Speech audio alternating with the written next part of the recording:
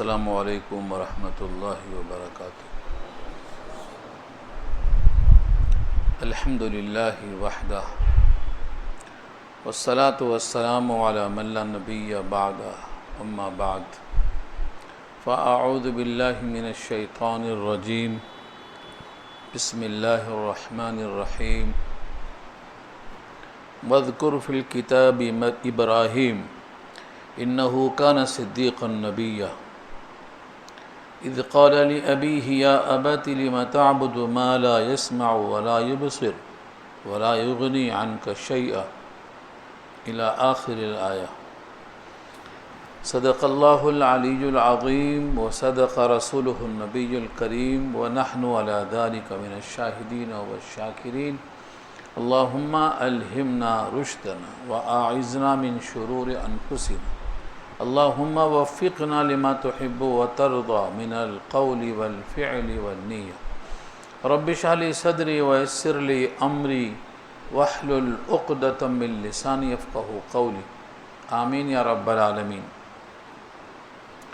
محترم حضرات، معزز سامعین، ملی بھائیوں، بزرگوں اور دوستوں، میری ماؤں اور بہنوں، پیارے بچوں، 16واں پارہ سورہ مریم، یہاں سے پارے کا 6واں رکوع شروع ہو رہا ہے اور سورت کا 3واں رکوع۔ اس سورت کے اندر جو تذکرہ آ رہا ہے حضرت زکریہ کا یا حضرت مریم کا، اب یہاں سے حضرت ابراہیم کا، ان تمام واقعات میں جو ایک چیز مشترک ہے وہ ہے اللہ کی قدرت کا احساس دلانا۔ اسباب کے بغیر بھی اللہ ہر چیز پر قادر ہے، یہ ہے اصل عنوان۔ ابراہیم علیہ السلام اللہ کے خلیل ہیں۔ خلیل کے معنی دوست، خلت، دوستی۔ اللہ تعالیٰ نے حضرت ابراہیم کو اپنا خلیل کہا۔ کسی کو خلیل کہہ دینا اللہ کی طرف سے، یہ خلت کا وصف عطا فرمانا، یہ کوئی آسان سبق نہیں ہے۔ سارے انسانوں میں سے اللہ نے ایک انسان کو اپنا خلیل بنایا، تو اس کی وجہ یہ ہے کہ ابراہیم ہر امتحان میں اللہ کے پاس ہوئے۔ ہر امتحان کتنا ہی سخت ہو، اللہ نے ان کو اپنی دوستی میں پکا پایا، ان کو، ابراہیم کو خلیل اللہ کہا۔ آپ کو یہ چیز سمجھنا ہے، ابراہیم کی زندگی میں 5 قربانیاں ہیں جن کا تذکرہ سورہ انعام میں بھی آیا ہے۔ یہاں پورے واقعات کو سمیٹا نہیں جائے گا، اشارہ آئے گا اس کی طرف۔ وذکر، یہ امر ہے۔ وذکر کے معنی چرچا کیجئے، تذکرہ کیجئے، یاد دلائیے۔ فی الکتاب، کتاب میں یعنی قرآن میں، ابراہیم کا تذکرہ قرآن میں کیجئے، اس کتاب میں کیجئے۔ انہ کان صدیقا نبیا، بے شک وہ صدیق تھے۔ صدیق تصدیق کرنے والا، اللہ کا پیغام آتے ہی ان کا دل اس کی تصدیق کرتا، شک میں مبتلا نہیں ہوتا۔ اسی لیے ابراہیم کو جب بیٹے کو ذبح کرنے کا حکم ہوا تو اگر براہ راست حکم آتا فرشتہ لے کے تب تو کوئی تعویل کی گنجائش نہیں تھی، لیکن یہاں خواب میں آ رہا ہے، حکم خواب میں آ رہا ہے، اور خواب میں دماغ بولتا شیطانی خواب ہے کہ رحمانی خواب ہے، خواب ہی تو ہے، حکم تھوڑی ہے۔ ایسے بڑے بڑے احکامات بھی خواب میں آنے میں مصلحت یہ تھی کہ ابراہیم اس حکم کو اہمیت دیتے کہ نہیں دیتے، کتنا اہمیت دیتے۔ تو صدیق کا لقب یوں ہی نہیں ہے، ہر نبی صدیق، ہر ایک کی تصدیق الگ الگ ہے۔ ابراہیم کی تصدیق یہ ہے کہ ان کو جو خدا کے احکامات خواب میں بھی آئے ان کو حقیقی حکم کی طرح تعمیل میں لگ گئے۔ ابراہیم صدیق نبیہ یہ نبعن سے بنا ہے، اکثر لوگ اس میں غلطیاں کرتے ہیں۔ نبعن کے معنی خبر اور انباءن کے معنی خبریں۔ نبیٌ اس کا اسم فاعل ہے، خبر دینے والا، ان کی جمع انبیاء آتی ہے، خبریں دینے والے۔ اب اس میں اضافہ جو کرتے ہیں نا، غیب کی خبریں دینے والے، یہ اضافہ ہے، لفظ میں نہیں ہے۔ نبیٌ خبر دینے والا، انباء خبریں، نبأ کے معنی خبر۔ اما یتساءلون عن النبأ العظیم، بڑی خبر، قیامت کی خبر۔ تو کسی کو اللہ کی طرف سے یہ منصب ملتا ہے کہ وہ لوگوں کو خبردار کرے، اس کو نبی کہتے ہیں۔ اگر نئی کتاب نئی شریعت آئی تو وہ رسول بھی ہے، نئی کتاب نئی شریعت نہیں، سابقہ شریعت کو فالو کرنے والا ہے تو اس کو نبی کہیں گے۔ نبیًا کانا کی خبر ہونے کی بنا پر دونوں کو زبر ہے، انہ کان صدیقا نبیّا، بے شک وہ صدیق ہیں، بے شک وہ نبی ہیں۔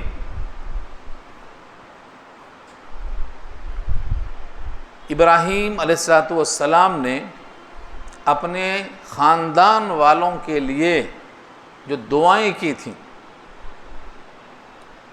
ایک سورت کا نام سورہ ابراہیم ہے، پارہ 13 میں ایک رکوع پورا ان کی دعاؤں پر مشتمل ہے۔ اس میں ایک دعا یہ بھی تھی کہ میری نسل میں سے ایک رسول بھیجو جو رسول انہی میں سے ہو، کتاب کی تلاوت کرے، کتاب کی تعلیم کرے، حکمت سکھلائے اور دل کا تزکیہ کرے۔ یہ دعا سورہ ابراہیم میں آ چکی ہے، 164 نمبر کی آیت ہے، اس میں آل عمران میں یہ بھی وہی مضمون ہے۔ تو ابراہیم کی جو دعا ہے وہ پہلے پارے میں 129 نمبر کی آیت میں آ چکی ہے، ابراہیم نے دعا کیا، ان کی ان دعاؤں کا اشارہ موجود ہے چوتھے پارے میں۔ پھر سورہ جمعہ پارہ 28 کی آیت نمبر 2 میں وہی 3 صفات، یتلو علیہم آیاتہ، اور ایک لفظ ہے تزکیہ، ایک ہے حکمت اور تعلیم کتاب، یہ 4 کام ہیں۔ یہ جو دعا ہے ابراہیم کی، اس کے طفیل میں اللہ نے اسے قبول فرمایا۔ آپ خود فرماتے تھے میں اپنے جد امجد ابراہیم کی دعا ہوں، ماں کی خواب کا مظہر ہوں، حضرت عیسیٰ کی بشارت ہوں۔ تو ان کی جو دعا تھی، جن صفتوں کے ساتھ رسول کو مانگا تھا، ہمارے نبی اس دعا کے مصداق ویسی ہی صفات دنیا میں 23 سال نبوت کے دور میں وہ کام کرتے رہے۔ تو یہ دعاؤں کا بڑا اثر ہے۔ آپ یہ نہ سمجھو کہ دعائیں ٹل جاتی ہیں، اہل اللہ کی دعائیں نہیں چلتی ہیں۔ ابراہیم کی دعا مقبول، مستجاب۔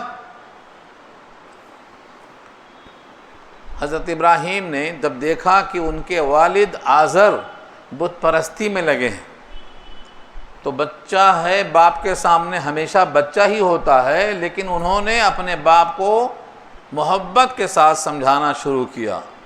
اس سے معلوم ہوتا ہے اگر کوئی چھوٹا ہو اور حق پر ہو تو بڑوں کو سمجھانے کا اس کو حق بنتا ہے۔ کتنے پیارے انداز سے کہا، اذ قال لأبیہ، جب کہا انہوں نے اپنے والد سے، ابی اب ان کا لفظ ہے۔ ان کے باپ کون تھے؟ تاریخ والے کچھ بھی لکھتے ہوں، قرآن کا تو بیان یہ ہے سورہ انعام میں، اذ قال لأبیہ آزر، تو لأبیہ کے ساتھ لفظ آزر آیا ہے سورہ انعام میں، یعنی ان کے والد آزر تھے۔ چچا کہا ہے لوگوں نے، چچا کو بھی والد کا درجہ دیتے ہیں، وہ سب تاریخی باتیں ہیں۔ قرآن کے لفظوں میں صراحت موجود ہے کہ ابراہیم کے ابا آزر تھے۔ وَإِذْ قَالَ إِبْرَاهِيمُ لِأَبِيهِ آزَرَ أَتَتَّخِذُ أَصْنَامًا آلِهَةً، یہ سورہ انعام میں اللہ نے خود وضاحت کر دی ہے۔ تو اپنے والد سے کیا کہتے ہیں؟ یا ابتی، اے میرے پیارے باپ۔ یا ابی بھی بول سکتے نا، یا ابی، اے میرے والد، اے میرے باپ۔ تے لگانے کی ضرورت کیا تھی؟ ہمارے اردو میں جب کسی کو مخاطب کرنا ہے محبت میں تو کچھ لفظ کا اضافہ زبان کے حساب سے کیا جاتا ہے۔ اب جیسے ابنی، میرا بیٹا، لیکن یا ابنی کہنے کے بجائے یا بنیا، اے میرے پیارے بیٹے، بدل گیا، لفظ وہی ہے، مخاطب وہی ہے۔ یا ابنی نہیں کہا، یا بنیا کہا، تو اے میرے پیارے بیٹے۔ ایسے ہی اگر باپ کو محبت سے مخاطب کرنا ہے تو یا ابی کے بجائے یا ابتی، اے میرے پیارے ابا جان۔ اپنے رشتے کا اظہار، اپنی محبت کا اظہار، یعنی جب کوئی آدمی کسی کو سکھانا چاہتا ہو تو جتنا محبت سے سکھائے گا اتنا سکھا سکے گا، اور جتنا گھمنڈ سے سکھائے گا اتنا سکھا نہیں سکے گا۔ اس لیے پہلا کام ہے کہ معلم نرم ہو، مشفق ہو، محبت کرنے والا ہو۔ اسی وجہ سے ان کو خلیل کا لقب ملا ہے، انہوں نے امت کو محبت سے سمجھایا ہے، محبت سے۔ آدمی کتنا ہی زیادہ خراب ہو، اس کی خرابی کی انتہا ہے کہ وہ مشرک ہو سکتا ہے، انتہا۔ ایسا مشرک شخص بھی ابراہیم کے دسترخوان پہ پہنچتا ہے۔ یہ ہم بحث سورہ فاتحہ میں کر چکے ہیں، صرف بتانے کے لیے کہ محبت اور شفقت خلیل میں کیسی تھی۔ دسترخوان پر کوئی نہیں ہے تو اکیلے نہیں کھاتے تھے، کسی کو لاتے تھے پکڑ کے، کھڑے رہتے تھے گھر کے پاس، کوئی مل جائے تو ساتھ کھائیں گے۔ ضیافت ہمارے پاس تو یہ ہے کہ چلا جائے تو کھائیں گے، ہاں چلا جائے تو کھائیں گے، یہاں کھائیں گے نہیں، بلا کے لائیں گے۔ اتفاق سے ایک آدمی ایسا ملتا ہے، اس کو ابراہیم لا کے بٹھائے، ہاتھ دھلا دی، کہا بسم اللہ کرو۔ ہم بھی تو کہتے بسم اللہ کرو، یعنی شروع کرو، لیکن ان کا ایمان بسم اللہ پر نہیں تھا۔ انہوں نے کہا اچھا چند لقمے کھلا کے میرا ایمان خراب کرتے ہیں، میں بسم اللہ پڑھ کے نہیں کھاتا۔ ابراہیم نے کہا پھر کس کے نام پہ کھاتا؟ کہا میں تو آگ کی پوجا کرتا ہوں، آگ کے نام پہ کھاؤں گا۔ ابراہیم کو طیش آ گیا، خلیل تھے، پیشانی کے بال پکڑے باہر کر دیے، کہا جا کے کھا لے آگ سے مانگ کے، یہ کھانا تو بسم اللہ کے ساتھ ہی ملے گا۔ ابھی وہ جا رہے تھے، جبریل آ کے پہنچ گئے۔ خلیل، اس کی عمر دیکھو، 90 سال کا بڈھا ہے، 90 سال تک میں نے اسے کھلایا، شرک کے باوجود، آگ پرستی کے باوجود، اور آپ میرے دوست کہلاتے ہیں، کیسے خلیل ہیں؟ اٹھا کے پیشانی پکڑاؤ، باہر کر دیا۔ ابراہیم کو احساس ہوا، باہر جا کے بلانے گئے۔ اس نے کہا ابھی کچھ باقی ہے، شاید ابھی کچھ باقی ہے قسطیں۔ کہا نہیں باقی نہیں ہے، آؤ جو چاہے کہا لو، کھانا کھا لو۔ اس نے کہا اب میں کھانا نہیں کھاؤں گا، پہلے بتاؤ یہ بدلاؤ کیوں آیا؟ پہلے جو تلخی تھی، جو سختی تھی، جو رعونت تھی کہ جب تک بسم اللہ نہیں کہوں گا کھانا نہیں ملے گا، اب کہتے ہیں جو کھانا ہے کہا لو، کھانا کھا لو، اتنا فرق کیسے آیا؟ کہا اسی رب نے حکم دیا ہے کہ میں نے 90 سال کھلایا، تو ایک ٹائم نہیں کھلا سکا۔ وہ رب ہے جس نے تم کو پرورش کیا ہے۔ اس کو احساس ہوا کہ جس نے ہمیشہ کھلایا، میں نے اس کا نام نہیں لیا، نام نہیں لینے کے باوجود کھلاتا رہا۔ اب ابراہیم سے کہتا ہے کہ اسی رب کا بندہ مجھے بنا دو، اس کے بعد کھانا کھا لیں گے۔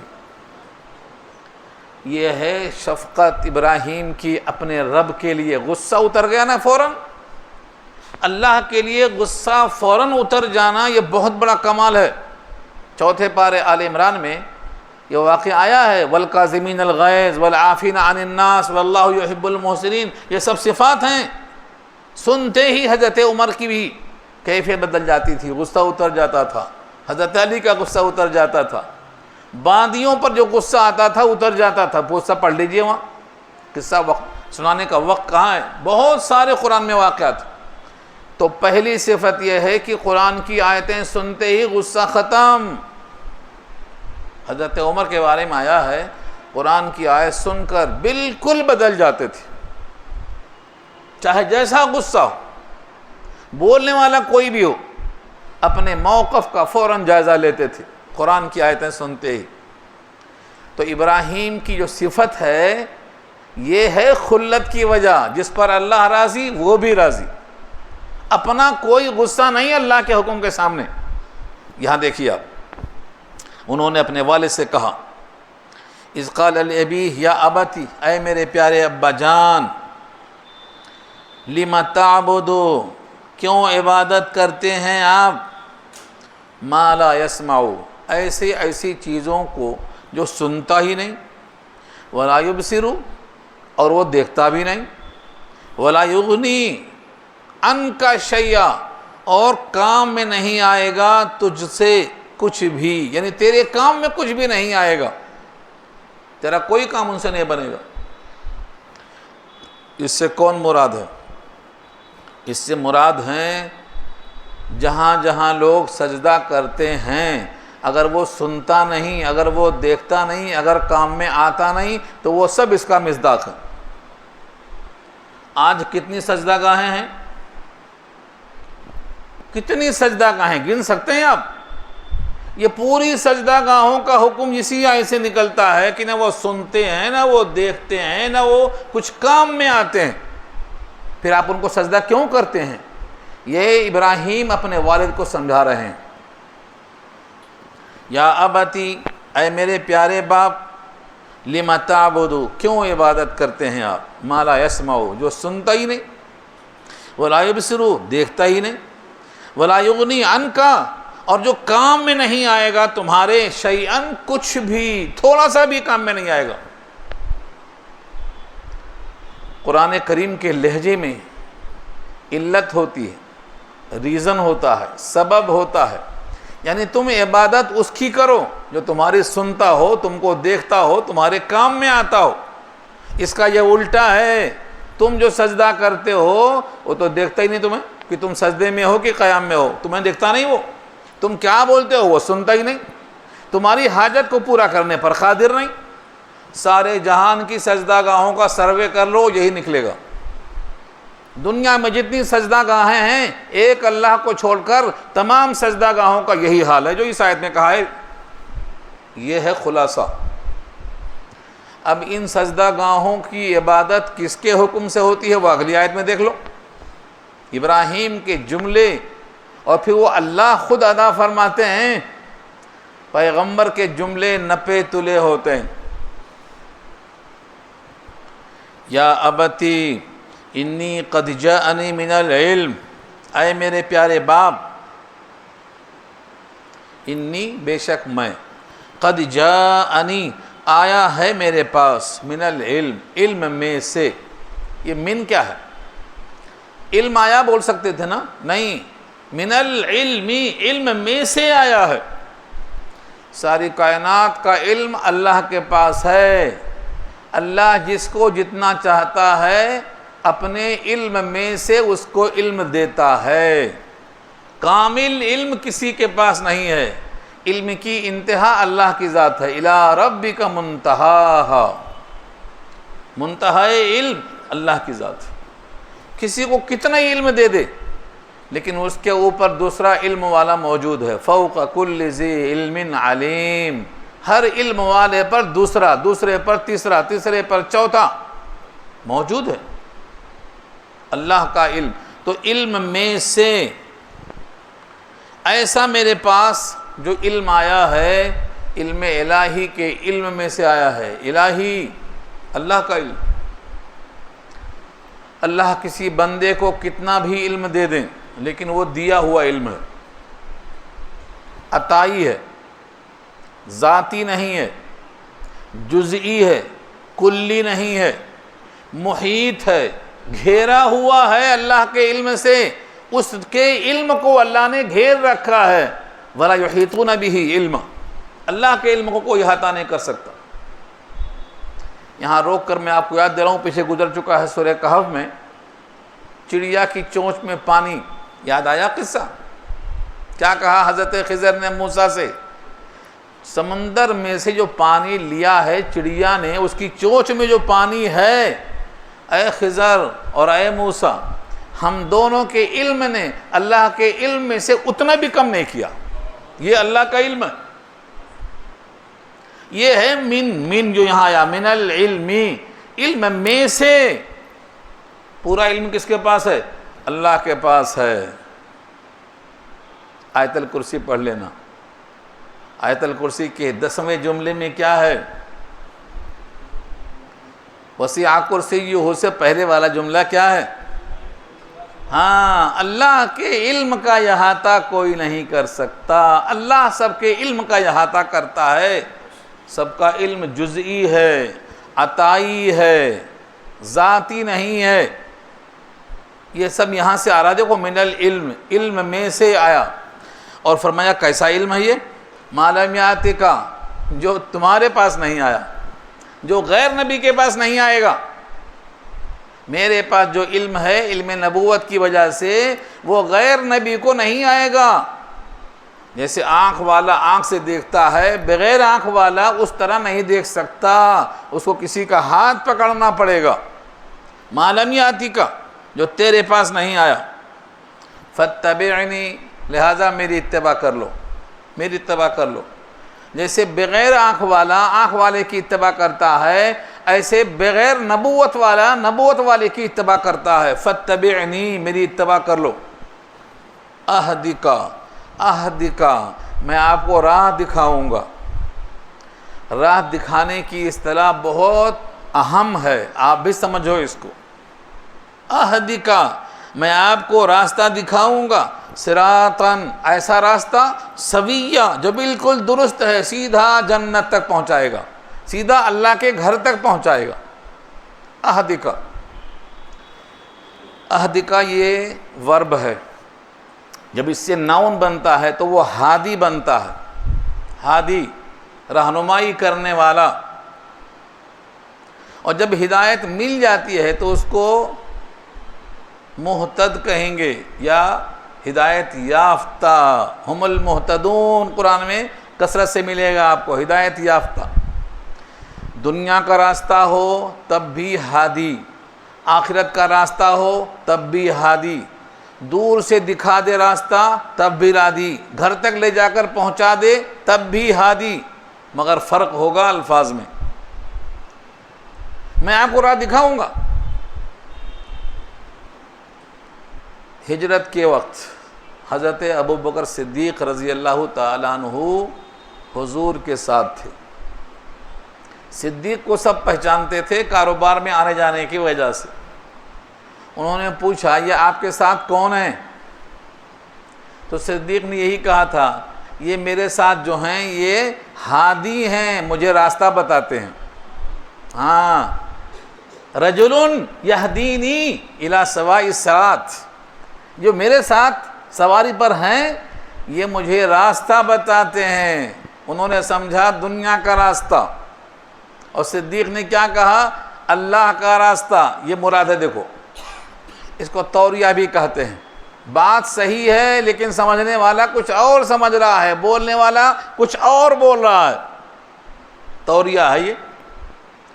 تو ابو بکر صدیق نے حضور کو رجل یہدینی الی سواء الصراط اشارہ کر دیا، کیونکہ وہ لوگ خطرہ تھے کہیں جا کر خبر دے دیں کہ ادھر جا رہے ہیں۔ تو ہدایت یہ بھی ہے، راستہ بتانا۔ اور ایک ہدایت وہ ہے جو سورہ فاتحہ میں آپ کہتے ہیں اہدنا الصراط المستقیم کے معنی ہمیں گھر تک پہنچا دیجئے۔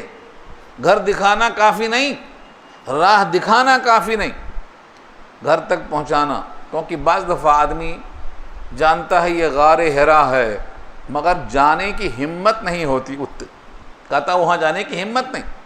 جانتا ہے، یہ گزرتا ہے، یہ مغل پورا کمان میں ایک مسجد ہے، اذان ہوتی ہے، گزر جاتا ہے، اندر آنے کی ہمت نہیں ہوتی۔ کیوں؟ اس کا جسم اس کے خواہش کے تابع ہے، ادھر لے کے چلا جا رہا ہے۔ اندر آ جا مسجد میں نماز پڑھ لے، یہ جسم ادھر نہیں آ رہا، کیونکہ جاننا اور چیز ہے، عمل کرنا اور چیز ہے۔ کتنے مسلمان جانتے ہیں نماز پڑھنا چاہیے، پڑھتے کتنے ہیں؟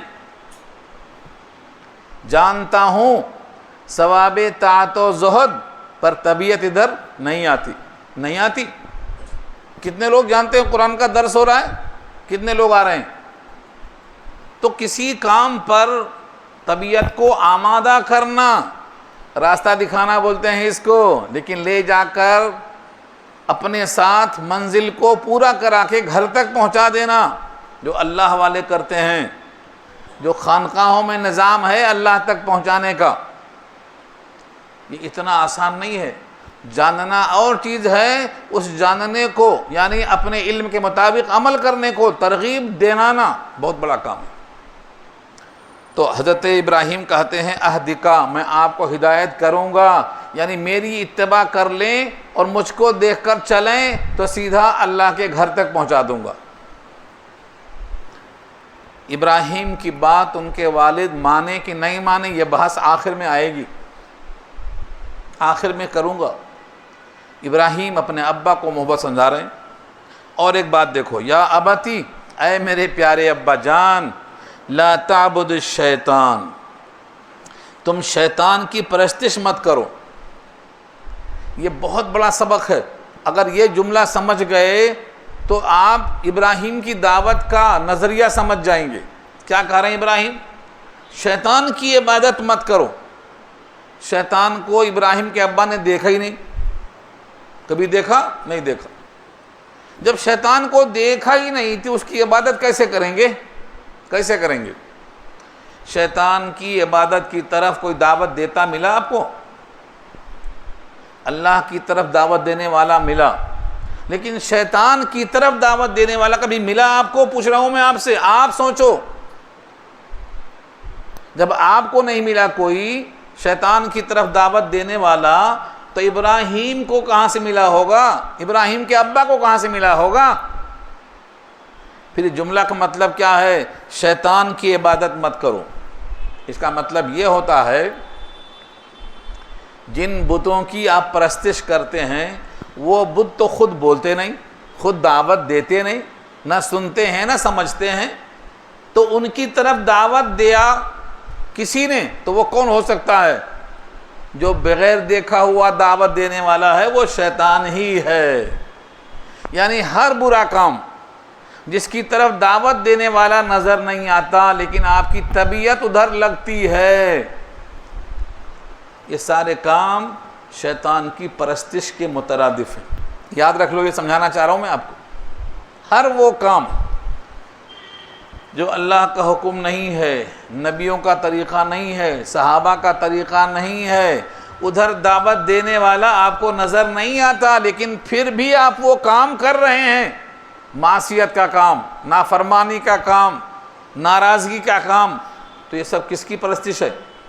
شیطان کی پرستش ہے۔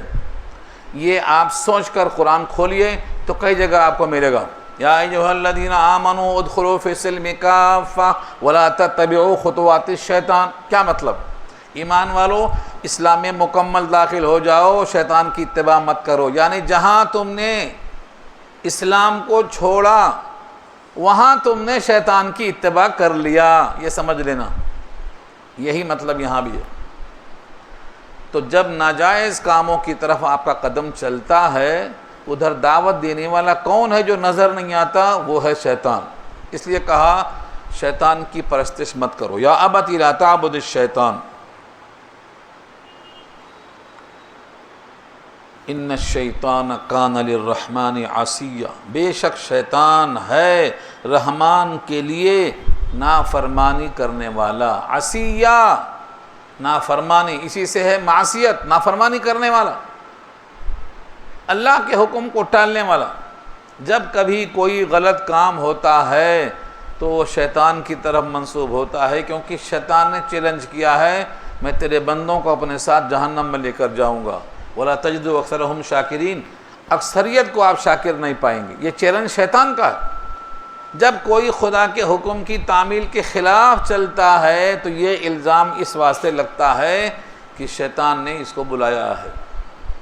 ویسے بھی ایک آیت اچھی طرح ذہن نشین کر لو، جب کوئی رحمان کی نافرمانی کرتا ہے تو شیطان اس پر اللہ مسلط خود کر دیتے ہیں۔ بہت سخت جملہ ہے۔ وَمَن يَعْشُ عَن ذِكْرِ الرَّحْمَنِ، سورہ زخرف پارہ 25 کی آیت ہے۔ وَمَن يَعْشُ، جو زندگی گزارتا ہے اپنے گھروں میں، عن ذکر الرحمن، رحمان کی یاد سے غافل ہو کر، نقیض لہ شیطان، ہم اس پر شیطان کو مسلط کر دیتے ہیں، فہو لہ قرین، اور وہ اس کا ساتھی بن جاتا ہے۔ دوست نہیں کہا، اللہ نے اس کو صدیق نہیں کہا، دوست نہیں کہا، قرین کہا۔ قرین کے معنی ساتھ ساتھ رہتا ہے، لیکن تیری فکر ہے جنت کی، اس کی فکر ہے جہنم کی، فکریں الگ الگ ہیں۔ ایسا ساتھی جس کی فکر الگ الگ ہو اس کو صدیق نہیں کہیں گے، اس کو قرین کہیں گے۔ اب اللہ فرماتے ہیں جب تیرا ساتھی شیطان ہے تو شیطان کا حکم کیسا رہے گا معلوم ہے؟ فَهُوَ لَهُ قَرِينٌ، وہ برا ساتھی ہے تو برائی کا حکم دیتا رہے گا، تو رحمان سے غافل ہونے والے پر شیطان مسلط ہو جاتا ہے، اور وہ برا ساتھی ہے، برا کام کا حکم دیتا ہے۔ یہ چند آیتیں میں نے سنایا آپ کو، کلام پاک میں بہت ساری آیتیں اس مضمون کی موجود ہیں۔ آپ رحمان سے جڑے رہیں گے، بچے رہیں گے۔ اعوذ باللہ من الشیطان الرجیم کیا ہے؟ جڑنا ہی تو ہے۔ میں اللہ کی پناہ مانگتا ہوں شیطان کے شر سے۔ اب جڑ گئے، اب وہ آئے گا، قریب نہیں آئے گا، قریب نہیں آ سکتا وہ۔ جب کبھی آپ کو محسوس ہو کہ میں غلط جگہ جا رہا ہوں، غلط راستے پہ جاتا ہوں، غلط دماغ میں خیال چل رہا ہے، برائیاں دماغ میں آ رہی ہیں، تو آپ کیا کہنا؟ ربی اعوذ بک من ہمزات الشیاطین، ربی اعوذ بک من ہمزات الشیاطین واعوذ بک ربی ان یحضرون، اے رب میں تیری پناہ مانگتا ہوں کہ یہ میرے پاس حاضر ہو۔ ہمزات کے معنی بڑے بڑے شیاطین جو سرکش ہیں، میں ان کے شر سے تیری پناہ مانگتا ہوں۔ اب آپ پناہ میں آ گئے، بچہ اماں کی گود میں آ گیا تو کوئی سرکش قریب نہیں آئے گا۔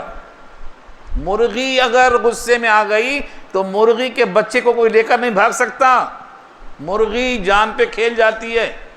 آپ نے نہیں پالا مرغی، پال کے دیکھو، مرغی پال کے دیکھو، مرغی کے چھوٹے چھوٹے بچے ہیں، اگر اسے کوئی لے کے بھاگنا چاہتا ہے تو وہ جان کی پرواہ نہیں کرتی اپنے۔ اللہ کی پناہ میں جو بندہ آ جاتا ہے اس کو شیطان کچھ نہیں کر سکتا۔ شیطان نے خود کہا ہے میرا زور تجھ پر نہیں ہے، میں نے بلایا تو بھاگا چلا آیا، یہ تو کہا نا۔ تو ہر ایسے کام میں جہاں خدا کا حکم ٹوٹتا ہو، نبی کا طریقہ چھوٹتا ہو، اس کام کے کرنے والے کو کہتے ہیں کہ شیطان کی اتباع مت کر۔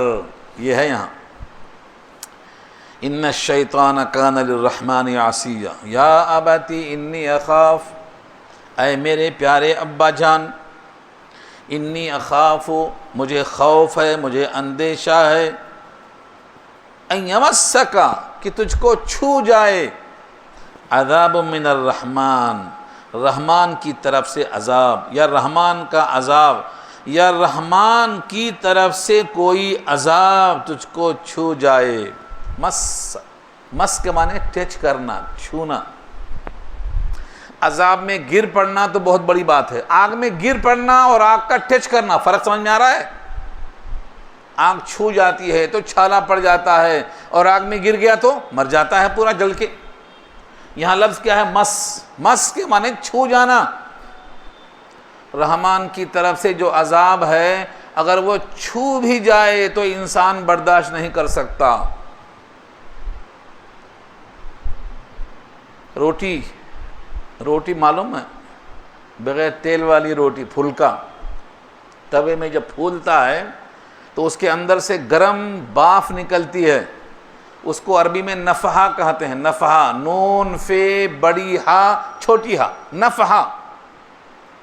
اس جملے کو قرآن استعمال کرتا ہے سورہ انبیاء پارہ 17 میں، اگر تم کو رحمان کے عذاب کی بھاپ بھی لگ جائے، ہاں، بھاپ، روٹی پوری نہیں، روٹی میں دونوں نیچے اوپر جو تلے بن جاتے ہیں پھول کے، اس میں سے گرم ہوا نکلتی ہے، اگر وہ بھی لگ گئی تو تو برداشت نہیں کر سکتا۔ وَلَئِن مَسَّتْهُمْ نَفْحَةٌ مِّنْ عَذَابِ رَبِّكَ، نفحہ کہتے ہیں اس کو، گرم ہوا۔ تم عذاب کیا برداشت کرو گے؟ اب عذاب کے چھونے کو کیا برداشت کرو گے؟ اس کے نفحہ کو، یعنی اس کی ایک بھاپ کو برداشت نہیں کر سکتے۔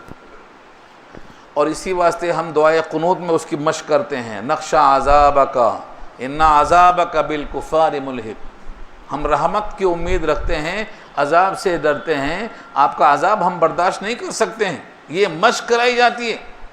جب انسان گناہ کرتا ہے تو اس کو اس کا احساس ہونا چاہیے کہ ہم جب اس کے گناہ کو، یعنی اس کے حکم کی خلاف ورزی کرتے ہیں تو یہ احساس ہونا چاہیے کہ سزا ہم کیسے برداشت کریں گے۔ یہاں اشارہ ہے کہ اے میرے والد، مجھ کو اندیشہ ہے کہ رحمان کا عذاب تم کو چھو جائے، فتکون للشیطان، پر تم ہو جاؤ گے شیطان کے لیے ولیہ، حمایتی، یعنی شیطان جن کاموں سے خوش ہوتا ہے وہ کام آپ کریں گے تو آپ کیا ہوئے؟ مددگار ہوئے شیطان کے۔ اس طرح سمجھایا، اتنے پیارے انداز میں سمجھانے کے بعد جب دماغ میں جہالت ہو اور جب دماغ میں پہلے سے ایک چیز بسی ہوئی ہو تو لوگ اس کے خلاف نہیں سنتے۔ پوری تقریر سن کے ابراہیم کے ابا آزر کیا کہتے ہیں؟ قال اراغب انت عن آلہتی یا ابراہیم، کہا کیا تم اعراض کرتے ہو میرے معبودوں سے؟ اے ابراہیم، یہ تیری تقریر پوری کی پوری میرے بتوں سے خلاف جا رہی ہے۔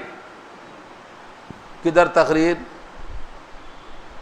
آج بھی اگر کوئی مخلص بندہ بھٹکے ہوئے انسانوں کو قرآن پڑھ کے سمجھاتا ہے تو لوگ یہی کہتے ہیں، اچھا ہمارے باپ دادا کو تو گمراہ کر رہا ہے، اس کا مطلب باپ دادا کو گمراہ کرنے کی ضرورت کیا ہے؟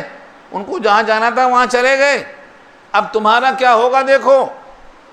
جس کو جہاں جانا تھا، جانے والوں کا راستہ اب بدل نہیں سکتے، تو اب فائدہ کیا بحث کر کے؟ یہ ایک طریقہ ہوتا ہے، علمی آدمی کو ہرانے کا ایک طریقہ ہوتا ہے۔ قرآن میں سب مثالیں موجود ہیں۔ حضرت موسیٰ فرعون کے پاس جا کے یہی تقریر کرتے ہیں، سورہ طٰہٰ پارہ 16 میں موجود ہے۔ تو فرعون کیا پوچھتا ہے؟ یہ بتاؤ جو ہم سے پہلے مر گئے، تیرے دین پر تو نہیں تھے نا، کہاں گئے؟ کوشچن اسی کا ہے۔ قال فما بال القرون الاولی، ان کا حال کیا ہے جو ہم سے پہلے مر گئے؟ تمہاری ہدایت سے غافل ہو کے چلے گئے نا، تو کہاں گئے؟ اگر کہہ دیتے کہ وہ جہنم میں گئے تو لوگ مخالف ہو جاتے، دیکھیں تمہارے باپ دادا کو کیا بول رہا ہے۔ اور اگر کہہ دیتے کہ وہ جنت میں گئے تو کہے گا پھر ہم تو وہی کر رہے ہیں، پھر ہم تو وہی کر رہے ہیں نا۔ دو طرف سے گھیرنا، یہ سیاستداں کرتے ایسا، دونوں طرف سے گھیرتے۔ ابراہیم کو اللہ نے وہی نازل کر کے فرمایا، کہو علمہا عند ربی، ان کا علم میرے رب کے پاس ہے، میں کیا جانوں کہاں گئے۔ قال علمہا عند ربی لا یضل ربی ولا ینسا، میرا رب نہ بھولتا نہ بھٹکتا ہے، وہ کہاں گئے ان کو معلوم ہے۔ اب مجھے جہاں بھیجا وہاں حاضر ہوں، تم یہ مانتے ہو تو ہدایت یافتہ ہوگے، نہیں مانتے ہو تمہارا انجام برا ہوگا۔ یہ دعوت دینے والے کو اللہ پیغام دیتے ہیں۔ یہاں بھی دیکھو ابراہیم کے ابا کیسا پلٹا مارے، کیا کہہ رہے ہیں؟ اراغبن، رغبت سے ہے، رغبت کے بعد اگر ان آ جاتا ہے تو مانے منہ پھیرنا، اور رغیبہ کے بعد فی آ جائے تو دلچسپی لینا، شوق پیدا ہونا، رغبت ہونا۔ رغیبہ کو یاد کرو نکاح کی محفل میں، حدیث روز سنتے ہیں، نکاح میں کیا ہوتا؟ النکاح من سنتی فمن رغیبہ عن سنتی۔ یہ وہاں ان کیوں آیا؟ یہ ان اسی واسطے یہاں آیا، دیکھیے ان آلہتی، جب کسی سے منہ پھیرنا ہوتا ہے تو وہاں ان آئے گا رغیبہ کے بعد۔ قال اراغب انت عن آلہتی، کہا کیا تم منہ پھیرتے ہو ہمارے معبودوں سے اے ابراہیم. یہ پوری تقریر کو پانی پھیر دیا ہے جملے میں. لَإِن لَّمْ تَنْتَهِ، اگر تم باز نہ آئے اپنی اس تقریر سے، اپنے اس رخ سے، اپنے اس ایمانی رائے سے اگر باز نہ آئے، لَأَرْجُمَنَّكَ، تو تجھ کو رجم کر دوں گا.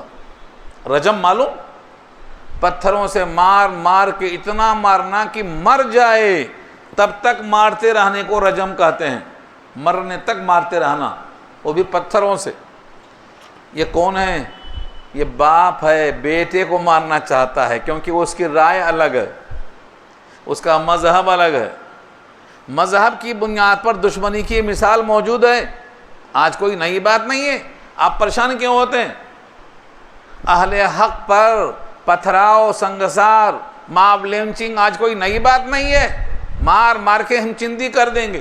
حضرت نوح تو چھپ جاتے تھے پتھروں میں چھپ جاتے تھے، زخمی ہو جاتے تھے.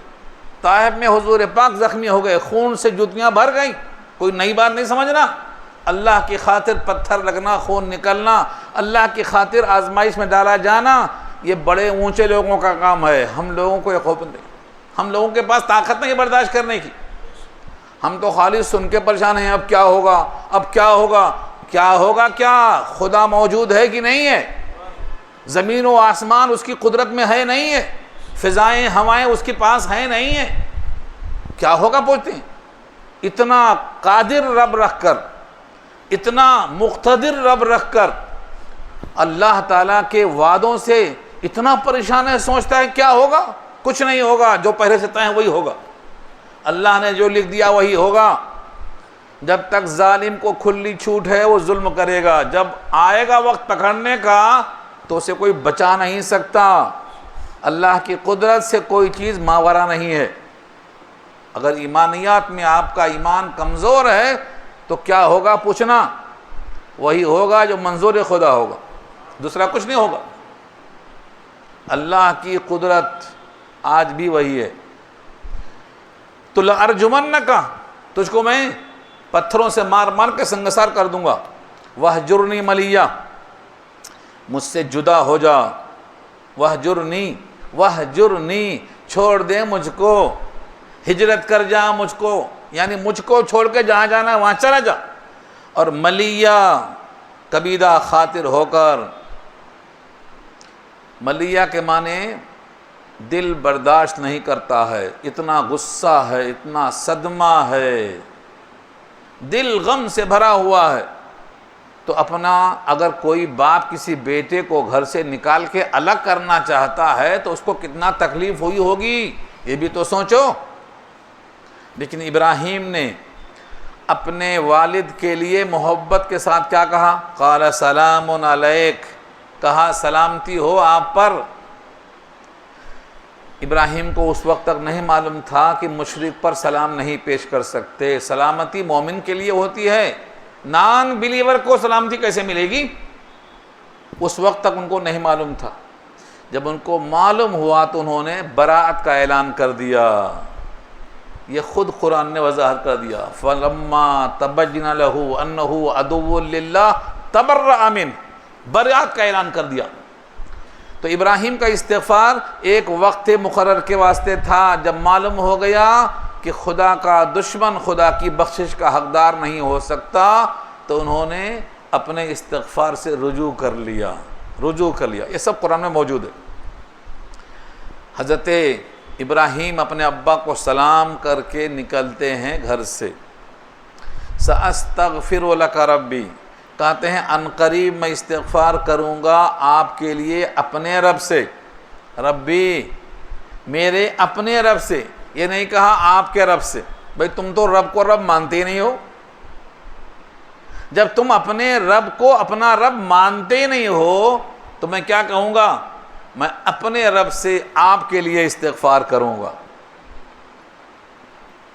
ابراہیم استغفار کرتے رہے. ہمارے نبی بھی اپنے چچا کے لیے استغفار کرتے رہے.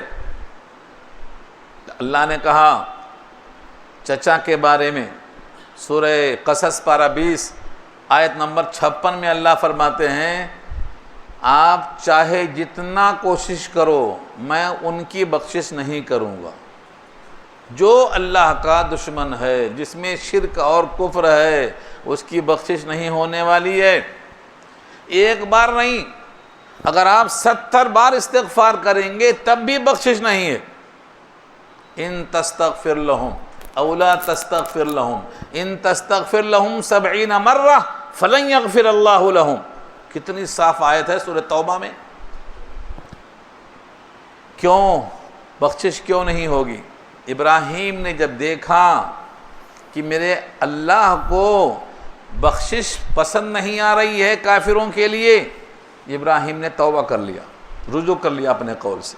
یہ ہے سأستغفر لک ربی، میں آپ کے لیے اپنے رب سے استغفار کروں گا، انہو کان بی، بے شک وہ ہے میرے ساتھ، حفیہ مہربان، شفقت کرنے والا، حفیہ مہربان۔ کتنا دوستی ہے! ابراہیم اللہ کے خلیل ہیں، خلت والا رشتہ ہے، دوستی ہے نہیں ہے، یہ ہے حفیہ۔ میں اپنے رب سے جو درخواست پیش کروں گا آپ کے لیے، مجھے اپنے رب سے پوری امید ہے۔ وَأَعْتَزِلُكُمْ، اور تم سے میں علیحدہ ہوتا ہوں۔ اعتزل، اعتزال کے معنی علیحدگی۔ فَاعْتَزِلُوا النِّسَاءَ فِي الْمَحِيضِ، اسی سے نکلا ہے سورہ بقرہ میں، حالت حیض میں عورتوں سے علیحدہ رہو، یہی لفظ ہے فَاعْتَزِلُوا النِّسَاءَ فِي الْمَحِيضِ۔ اعتزال کے معنی الگ ہونا۔ مسلمانوں کا ایک فرقہ معتزلہ کہلاتا ہے، اس کا نام معتزلہ اسی واسطے ہے کہ وہ امت سے الگ ہو گیا، عقیدہ اس کا الگ ہے۔ عقیدے کی بنیاد پر مسلمانوں میں 72 فرقے ہو چکے ہیں۔ شیخ عبد القادر جیلانی رحمۃ اللہ علیہ کی کتاب ہے بنیۃ الطالبین، اس میں 72 فرقوں کے نام موجود ہیں عقیدے کے ساتھ۔ عقیدۃ الطحاوی، جس کا اردو ترجمہ الدرس الحاوی آ چکا ہے، پورے 72 فرقوں کے نام موجود ہیں۔ امام بخاری نے رد فرقے باطلہ پر مکمل بحث کی ہے، ان کے زمانے میں پورے فرقے آ چکے ہیں۔ کلمہ پوروں کا ایک ہی ہے، فکریں الگ الگ ہیں۔ اس میں سے ایک فرقہ معتزلہ ہے۔ میں یہاں کیوں لایا؟ سمجھانے کو لفظ اعتزال کے معنی کیا ہے؟ علیحدہ ہونا۔ وَأَعْتَزِلُكُمْ، میں تم سے علیحدہ ہو رہا ہوں۔ وَمَا تَدْعُونَ مِن دُونِ اللَّهِ، اور جن جن کو تم پکارتے ہو اللہ کے علاوہ، ان سے بھی علیحدہ ہو رہا ہوں۔ دیکھا آپ نے، صرف تم سے نہیں، تمہارے ٹھاکروں سے الگ ہو رہا ہوں۔ تم جہاں جہاں سجدہ ٹیکتے ہو ان سے بھی الگ ہو رہا ہوں۔ یہ ہے موحد۔ ابراہیم کی ہمت دیکھو، گھر چھوڑ دیا، باپ چھوڑ دیا، ان تمام سجدہ گاہوں کو چھوڑ دیا۔ آپ بھی تو اللہ سے وعدہ کرتے ہیں مگر چھوڑتے نہیں ہیں۔ کب وعدہ کرتے معلوم ہے؟ کتنے مسلمانوں کو معلوم بھی نہیں۔ روز وتر کی نماز میں دعائے قنوت پڑھتے ہیں، اس میں ایک ٹکڑا ہے وَنَخْلَعُ وَنَتْرُكُ مَن يَفْجُرُكَ، جو فاجر اور فاسق ہے، تیرا نافرمان ہے، ہم ان کو چھوڑ دیتے ہیں، ان سے علیحدہ ہوتے ہیں، ان سے ترک تعلق کر لیتے ہیں۔ یہ آپ کے دعائے قنوت میں موجود ہے کہ نہیں ہے؟ مگر جو بندہ نمازی نہیں پڑھتا ہو اس کو دعائے قنوت سے کیا لینا دینا ہے؟ کتنے فیصد نمازی ہیں؟ اور جو نمازی ہیں بھی وہ کتنے فیصد دعاؤں کا ترجمہ سمجھ کے پڑھتے ہیں نماز؟ کتنے فیصد ہیں؟ ان پر محنت کون کرے گا؟ ان کے اوپر محنت کرنے کی ڈیوٹی کس کی ہے؟ آپ ہی کی ہے۔ یہ امت پر، اب قیامت تک یہ کام امت کرے گی۔ اور حضور نے کہا بھی ہے میری امت میں سے ایک گروہ ہمیشہ حق پر رہے گا، اسے کوئی گمراہی کی طرف نہیں کھینچ سکتا ہے۔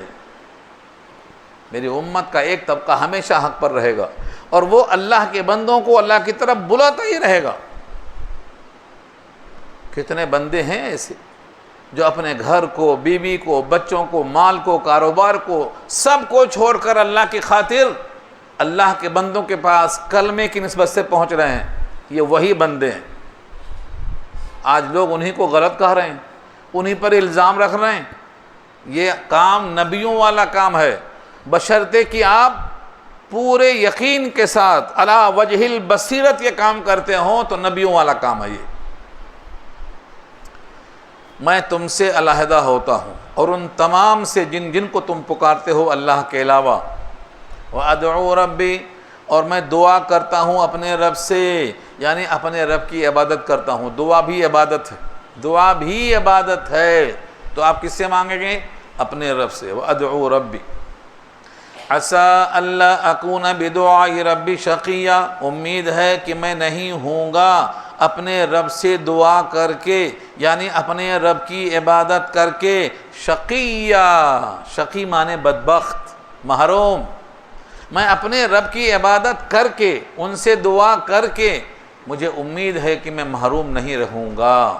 اس کو توقع کہتے ہیں، آس لگانا، اللہ سے امید رکھنا۔ فَلَمَّا اعْتَزَلَهُمْ، جب ان سے علیحدہ ہو گئے، یعنی چھوڑ دیا گھر۔ ابراہیم اللہ کے پاس جہاں اللہ کا حکم ہے چلے جاتے۔ فَلَمَّا اعْتَزَلَهُمْ، جب ان سے علیحدہ ہو گئے، وَمَا يَعْبُدُونَ مِن دُونِ اللَّهِ، اور جن کی وہ عبادت کرتے تھے اللہ کے علاوہ، ان سے بھی علیحدہ ہو گئے۔ یہ جملہ ریپیٹ ہوا، دیکھو اوپر بھی آیا نیچے بھی آیا، مطلب اکیلے ابراہیم سے نہیں، ابراہیم جن کی عبادت کرواتے دیکھتے تھے ان سب سے الگ ہو گئے۔ ابراہیم کے والد، ان کے ساتھ جتنے معبودان باطلہ تھے ان سب کو چھوڑ کر ابراہیم الگ ہو گئے۔ یہ ہے وَمَا يَعْبُدُونَ مِن دُونِ اللَّهِ۔ اب اکیلا آدمی، باپ بھی نہیں، ماحول نہیں، معاشرہ نہیں، گھر نہیں، اکیلا آدمی، اکیلا پن ہوتا ہے، تو اللہ نے کہا ہم نے ان کو اپنے پاس سے اتنا دے دیا کہ وہ اکیلا نہیں رہ گئے، اکیلا نہیں رہ گئے، اکیلے ایک امت ہو گئے۔ ان ابراہیم کان امتن، امتن واحدتن، اکیلا ایک امت کے برابر ہے۔ کیا دے دیا ہم نے؟ وَهَبْنَا لَهُ اسحاق، ہم نے ان کو اسحاق دیا۔ یہاں اسماعیل نہیں کہا، کیونکہ اسماعیل پہلے پیدا ہو چکے، اماں کے ساتھ ہجرت کر کے مکہ جا چکے، اب اس کے بعد کا قصہ آئیے۔ ابراہیم کی عمر 175 سال ہے، 175 سال، تو پہلی بیوی ہاجرہ سے اسماعیل تھے، ان کے ساتھ مکہ میں چھوڑ کے آ گئے۔ اب یہ سارا سے پیدا ہوئے ہیں یعقوب، اسحاق پیدا ہو رہے ہیں۔ اللہ تعالیٰ نے ابراہیم کو کئی بیٹے کئی بیٹیاں، لمبی لسٹ ہے، 175 سال، 80 سال کی عمر میں ختنے کا حکم آیا، انہوں نے ختنہ خود کیا 80 سال کی عمر میں۔ آج ہمارے پاس لوگ کہاں کرتے ہیں؟ ٹالتے رہتے 80 سال کی عمر میں، کیونکہ ختنے کا حکم بعد میں آیا۔ تو حضرت ابراہیم کو اللہ نے کیا کیا؟ اسماعیل تو پہلے مل چکے تھے ہاجرہ کی وجہ سے، اب سارا سے اللہ نے پیدا کیا اسحاق، اور پہلے ہی خبر دے دی اسحاق کے بعد اسحاق سے یعقوب پیدا ہوں گے، یہ خبر سورہ صافات میں آ چکی ہے۔ ابھی پیدا نہیں ہوئے تھے اسحاق، پہلے خبر آ گئی بیٹا بھی ہوگا پوتا بھی ہوگا۔ یہ کیوں خبر دے دی؟ خوشی ابھی آ جائے کہ اکیلے نہیں ہیں، بیٹا بھی آنے والا ہے، پوتا بھی آنے والا ہے۔ وَمِن وَرَاءِ اسحاق یعقوب، یہ الفاظ سورہ صافات میں ہیں۔ اکیلا اللہ کے لیے ہو کر دیکھو، بیٹا بھی آتا پوتا بھی آتا۔ میں یہ بولنا چاہ رہا ہوں، آپ اکیلا نہیں ہونا چاہتے نا، رہو جہاں ہو وہیں۔ جب کوئی چھوڑتا ہے اللہ کے لیے، باپ کو چھوڑتا ہے، وطن کو چھوڑتا ہے، تو اللہ اس کو بیٹا پوتا سب دے دیتے ہیں۔ ہجرت کرنے والے کے لیے بڑی گنجائش ہے، بڑی خوشحالی ہے۔ یجد فی الارض مراغبا کثیرۃ وسعہ، جو بندہ ہجرت کر کے اللہ کی خاطر نکلے گا، اللہ اس کے واسطے زمین کو کھول دیتے ہیں۔ فرمایا ہم نے ان کو عطا کیا، اسحاق دیا اور پوتا یعقوب دیا۔ وَكُلًّا جَعَلْنَا نَبِيًّا، اور ہر ایک کو ہم نے نبی بنایا۔ ایسا نہیں کہ صرف بیٹا اور پوتا دیا، بلکہ ان میں سے ہر ایک کو منصب نبوت پر فائز کیا ہے۔ یہ 4 پشتیں مسلسل نبی ہیں، 4 پشتیں مسلسل نبی ہیں، مسلسل نبی ہیں۔ کریم، ابن الکریم، ابن الکریم، ابن الکریم، نبی کا بیٹا، نبی کا پوتا، یہ نبوت کا خاندان ہے، یہ خلت کا تاج پہنایا اللہ نے۔ اور کیا فرمایا؟ وَوَهَبْنَا لَهُم مِّن رَحْمَتِنَا، اور ہم نے ان کو عطا کیا اپنی رحمت سے۔ وَجَعَلْنَا لَهُمْ لِسَانَ صِدْقٍ عَلِيًّا، اور ہم نے ان کو عطا کیا، بنایا ہم نے ان کے لیے سچی زبان۔ لسان زبان کو کہتے ہیں، اور صدقن سچی، اور علیہ مانے بلند۔ آج دنیا میں کوئی ایسا مذہب نہیں ہے جو ابراہیم کا عزت سے نام نہ لیتا ہو، کوئی ایسا نہیں مذہب ہے۔ عیسائی ہوں، یہودی ہوں، مسلمان ہوں، مشرک بھی ہیں تو ان کو بھی جا کر جوڑتے ہیں، برہما لا کے جوڑتے ہیں ابراہیم کے ساتھ۔ ابراہیم کے لفظ کو کئی شیپ میں لیا جا سکتا ہے، دنیا کا ہر انسان اپنے آپ کو ابراہیمی کہلاتا ہے، یہ لسانہ صدق نہ لیا ہے، ان کی تعریف ہر زبان پہ ہوگی۔ وَجَعَلْنَا لِلْمُتَّقِينَ إِمَامًا، متقیوں کا امام بنایا۔ یہ ابراہیم کا تذکرہ یہاں پر اس واسطے آیا کہ دیکھو اللہ کے خاطر ابراہیم نے سب کچھ قربان کر دیا، تو اللہ نے ان کا منصب کتنا اونچا بنا دیا، یہ سمجھانا ہے۔ اب میں اپنے طرف سے جو بات یہاں نہیں نقل ہے لیکن دوسری جگہ ہے، تاکہ آپ کو عبرت حاصل ہو۔ جس کو اللہ ہدایت نہ دیں اسے کوئی دے نہیں سکتا، اور جس کو وہ دے دیں کوئی گمراہ نہیں کر سکتا۔ قیامت میں ابراہیم اپنے ابا سے ملیں گے، یہاں نہیں ہے۔ امام بخاری کی جو بخاری ہے نا، اس میں ایک چیپٹر کتاب التفسیر ہے، اس میں جب تفسیر کھولیں گے تو ابراہیم اور ان کے والد کے درمیان ایک حدیث ملے گی، وہ حدیث سنو بات پوری ہو جاتی۔ قیامت میں ابراہیم اپنے ابا سے ملیں گے، یا یوں کہو ان کے ابا اپنے بیٹے ابراہیم سے ملیں گے، باتیں ملاقات ہوئی۔ ابراہیم نے ابا کی حالت دیکھا تو بہت ترس آیا، کہا ابا جان میں نے کہا تھا نا کہ مجھے رحمان کے عذاب کا اندیشہ ہے، میری بات مان جاؤ، آپ نے میری بات نہیں مانا۔ اس وقت ان کے ابا کہیں گے بیٹے میں آج تیری بات مانوں گا۔ ہاں بہت دیر ہو گئی، بہت دیر ہو گئی، لیکن پھر بھی والد ہیں، والد ابراہیم اپنے رب سے مخاطب ہو گئے محشر کے میدان میں، اور کہنے لگے کہ آپ نے میری دعا قبول کی تھی کہ رسوا نہیں کروں گا۔ یہ دعا کہاں ہے؟ سورہ شعراء پارہ 19 میں ہے، وَلَا تُخْزِنِي يَوْمَ يُبْعَثُونَ، اٹھائے جانے کے دن مجھے رسوا نہ کرنا، یہ دعا ہے۔ اس دعا کا حوالہ دے کر ابراہیم کہتے ہیں آپ نے مجھ سے یہ دعا قبول کی تھی کہ مجھے رسوا نہ کریں گے قیامت میں، اس سے بڑی رسوائی کیا ہوگی کہ میرے ابا کا یہ حال ہے۔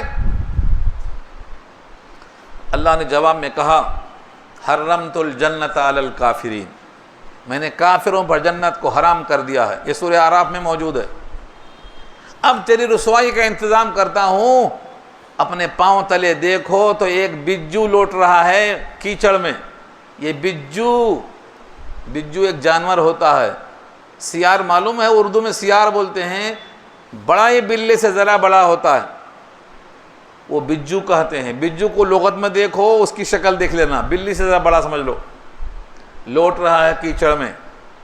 اللہ نے کہا اس کو اٹھا کر جہنم میں پھینک دو، اب ابراہیم اپنے ابا کو نہ دیکھیں گے نہ رسوائی کا خوف ہوگا۔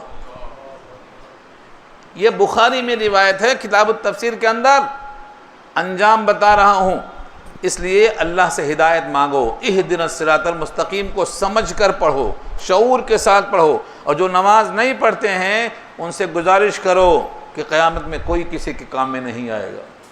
یہ درس قرآن میں آپ کا آنا یہ بھی اللہ کی توفیق ہے، اور اللہ کی توفیق اور مانگو اور توفیق ملے گی۔ اپنے مال کو ان پر خرچ کرو جو قرآن اب تک نہیں سن سکے ہیں، ان کو لاؤ قرآن تک، یا قرآن کو ان تک پہنچاؤ۔ ورنہ قیامت میں وسائل دیا تھا استعمال نہیں کیا گیا، اس کا بھی سوال ہوگا۔ اس لیے قیامت کے رسوائی سے بچنے کے لیے اپنی پوری کوشش کرو۔ یہ خلاصہ ہے اس رکوع کا۔